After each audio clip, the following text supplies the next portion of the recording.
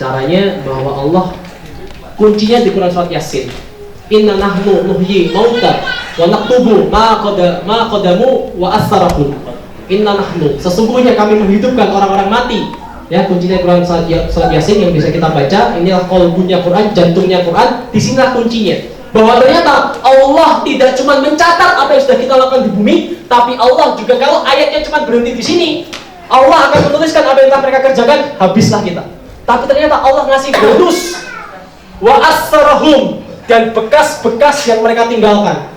Ternyata Allah bukan cuma ngitung apa yang kita lakukan, tapi bekas-bekasnya. Apa itu bekas-bekasnya? Ya sesuatu yang sudah kita lakukan. Bekas-bekas yang kita tinggalkan. Apa itu bekas-bekas? Makna atsar ini apa? Nah, ternyata makna atsar Rasulullah sampaikan, apabila seorang manusia meninggal, terputus amalnya kecuali 3. Amal sedekahul jariyah, ilmu yang bermanfaat, dan anak soleh yang mendoakan orang tuanya. Nah, kalau kemudian amal sedekah sudah, anak soleh sudah dapat ilmu yang bermanfaat, salah satunya apa? Dakwah. Ngasih ilmu yang bermanfaat. Saya ngasih tahu begini, ingetin ibu, misalnya tentang kematian, ibu jadi ingat terus, bahkan ibu nanti ingetin temennya lagi, Masya Allah, ibu dapat pahala, saya juga dapat pahala. Kayak MLM itu, dakwah itu kayak MLM, makanya nanti ada MLP, ya, multi level pahala. Kayaknya akan terus mengalir pahala walaupun kita sudah meninggal dunia. Mau begitu? Kita meninggalkan pahala terus mengalir? Caranya gimana? Ya tadi, bahwa harus dakwah. Ya kan Allah bilang, dan hendaklah ada di antara kamu segolongan yang kemudian menyeru pada kebajikan dan menyegah yang mungkar, dan menyeru kepada yang ma'ruf dan mencegah yang mungkar, dan mereka orang-orang yang muflihun, orang yang beruntung itu orang yang berdakwah, kata Allah.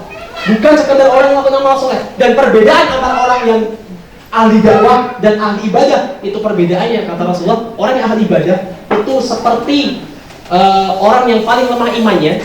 Kalau orang yang berdakwah itu seperti orang yang kemudian sangat tinggi imannya, derajatnya imannya sangat tinggi. Orang yang paling rendah imannya itu apa? Orang yang cuma punya iman sekedar syahadat, itu yang paling kecil. Dan orang yang ahli ibadah sama ahli dakwah itu masya Allah bedanya. Bahkan kemudian saat fisabilillah, kata Rasulullah, sebentar saja di jalan dakwah itu lebih mulia daripada kita sholat sunnah 60 tahun di Raudhah. Sebentar saja, sejam saja itu kemudian menyampaikan Islam. Bukan harus nyampaikan, nyiapin ini semua, Masya Allah. Yang nyiapin tadi ya, yang nyiapin dokumen itu sebentar saja itu. Jadi nggak harus ngomong, sebentar saja. Kalau nggak punya itu, bantu dengan duit, sebentar saja jalan dakwah itu lebih mulia daripada sholat sunnah 60 tahun di Raudhah yang ibu harus rebutan di sana. Karena kalau dakwah ini amalan wajib, tapi kalau kemudian sholat sunnah di Raudhah itu kan sunnah, maka tidak ada yang bisa menggantikan amalan wajib. Itu lebih tinggi sekali. Nah, makanya salah satunya dengan cara dakwah. Dan harusnya gimana? Apakah dakwah kita cukup harus dengan lisan saja? Jangan sampai. Kita kan ingin, kalau bisnis saja pengennya autopilot, harusnya dakwah juga pengennya autopilot. Kita dakwah sekecil-kecilnya tapi pahala sebesar-besarnya. Mau yang gitu? Caranya gimana? Harus membuat namanya nanti sistem di kota-kotanya, PMI, PPMI-nya dijalani dengan baik, dibikin sistem yang baik. Saya dulu mengawali punya majelis di Solo namanya Majelis Ngaji. Saya awali dari 7 orang kalau nggak salah. Alhamdulillah sekarang sudah ada sekitar timnya ada sekitar 100-an, dan ada sekitar seminggu itu bisa bikin jamaah sekitar 300 sampai 400 anak muda ngumpul. Ini bukan sombong, tapi sekedar ngasih tahu. Itulah kemudian ketika kita berniat, Allah yang ngasih kemudahan. Waktu kita terbatas, makanya jangan sampai kita sekedar, wah saya harus dakwah terus-terusan. Bagaimana kita mikirin, kita dakwah sebentar, tapi itu ngalir terus pahalanya. Maka harus bikin namanya efek duplikasi kayak MLM.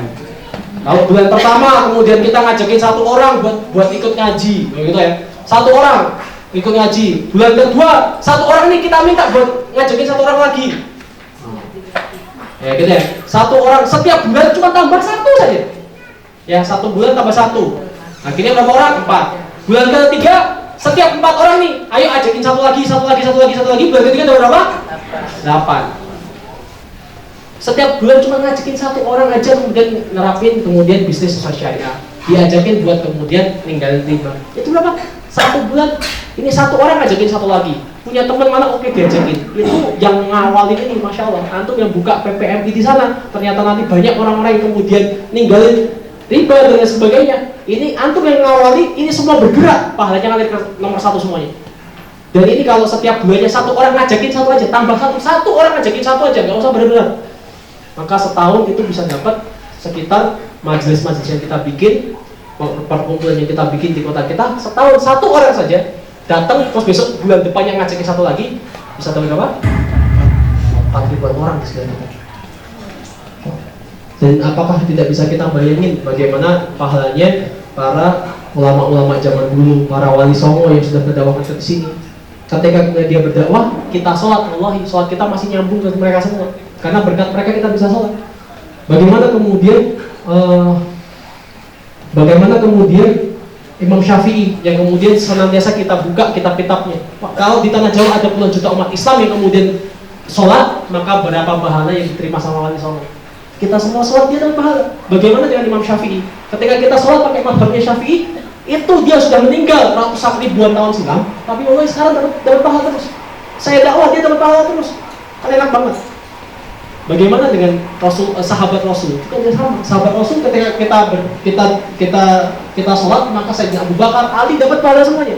Maka tidakkah pengen kita seperti mereka yang setiap hari mereka sudah ada di alam barzakh tapi masih mendapatkan sholat pahala terus? Apakah kita tidak pengen seperti mereka? Oke? Makanya jangan sampai kemudian menyanyiakan sekedar buat dakwah.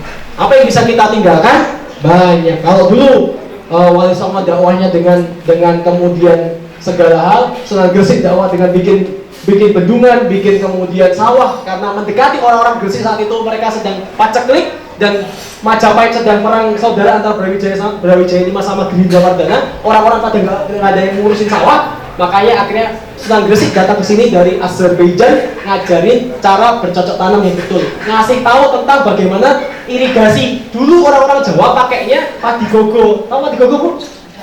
Yang cuma ngajarin hujan. Kalau nggak hujan nggak bisa. Terus gimana? Nah, akhirnya diajarin sama Sunan Gresik, ini loh ada varietas padi ini. Diajarin juga kemudian irigasi supaya setahun nggak cuma sekali doang panennya, bisa 2 kali. Dan kalau nggak hujan, diajarin sama Sunan Gresik ngapain? Sholat istisqa. Allah Akbar, takbir, tiba-tiba sholat hujan. Orang-orang Jawa kan kaget, sekti. Karena bayangin itu baca kalimat apa, orang-orang nggak tahu kan nganggapnya sekti. Itulah wali songo dulu begitu. Sampai-sampai hanya mereka 50 tahun dakwah di sini, akhirnya bisa mengislamkan seluruh Nusantara sampai terjadi penerapan syariat Islam di Nusantara selama 1000 tahun lamanya. Kerajaan kita ingin juga seperti itu. Kita bikin kemudian majelis-majelis di setiap kota-kota kita. Kemudian bikin majelis tentang muamalah, kajian muamalah, itu jarang sekali. Tentang bagaimana tentang bisnis sesuai syariat, itu jarang sekali. Orang-orang pada mulai kita bikinkan di majelis di kota-kota kita. Jalan, orang yang banyak ngikutin, wallahi antum semua dapat pahalanya. Makanya ayo kita kemudian bisa ngikutin jejak mereka, karena ternyata dan kita bisa kemudian ngikutin jejak mereka. Insya Allah ya, kalau kita mau serius dengan ilmu agama dan serius berdakwah, kuncinya di situ. Nah, dan banyak sekali PR kita, dan ini satu video terakhir yang bisa sampaikan. Kalau tadi fakta di Nusantara seperti itu, dan masih banyak sekali PR yang harus kita selesaikan bersama-sama, bahwa al-muslimu akhul muslim, kata Rasulullah. Setiap muslim adalah muslim, saudara muslim yang lain. Maka harusnya ketika kita di India, saudara kita di Palestina, untuk kemudian menangis, kita juga merasakan kemudian sakitnya mereka. Jarang sekali kita mendoakan mereka. Sedangkan Rasulullah mengatakan pada kita, apa yang kata Rasulullah? Barang siapa bangun di pagi hari yang dia pikirkan cuma dirinya sendiri, tidak memikirkan sedikit pun nasib umatku, falaysa minhum, dia bukan bagianku. Orang yang bangun pagi hari tidak memikirkan nasib umatku bagaimana, dia bukan golongan kata Rasul. Apa makna bukan golonganku? Tidak dianggap sama Rasul. Ketika dia masyarakat bilang, ya Rasulullah, aku sebagai umatmu ya Rasulullah, tolong hamba ya Rasulullah. Maka Rasul, siapa kamu? Dulu kamu gak mikirin umatku. Aku udah bilang, barang siapa, aku udah ingatin kamu dan hadis-hadis yang dibacain sama Khatib. Tidak beriman seorang di antara kalian sebelum kemudian mencintai saudara lain seperti dia mencintai dirinya sendiri. Dan kemudian kita tidak pernah memikirkan itu. Dan inilah kemudian realita yang harus kita lihat hari ini. Banyak sekali PR yang harus kita selesaikan bersama-sama. Itu saja yang bisa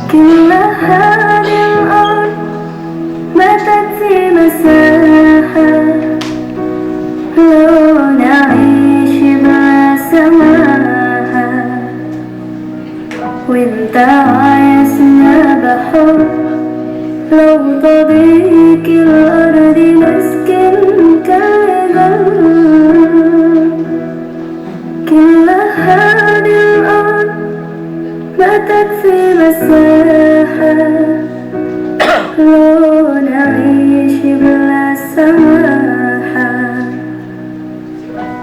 تعايشنا بحب لو طريق الأرض نسكن كالغم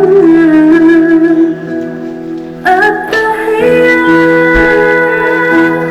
والسلام أنشد أحلى الكلام زي نور يحترام أما محبة وابتسام.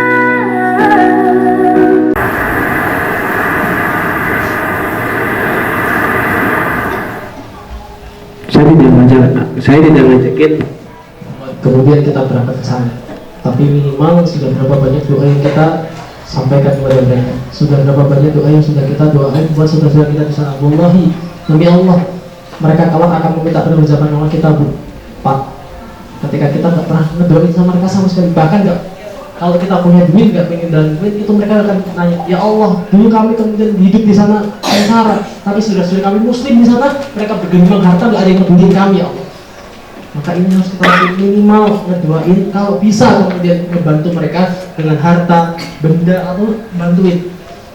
Karena dunia sudah semakin banyak. Dulu nggak ada masalah di India, sekarang ada masalah di India. Dulu nggak ada masalah di Rohingya, sekarang ada masalah di Rohingya, Xinjiang dan sebagainya. Doa kunut itu nambah terus, kunut nazil nambah terus. Maka jangan sampai kemudian kita nambah masalah.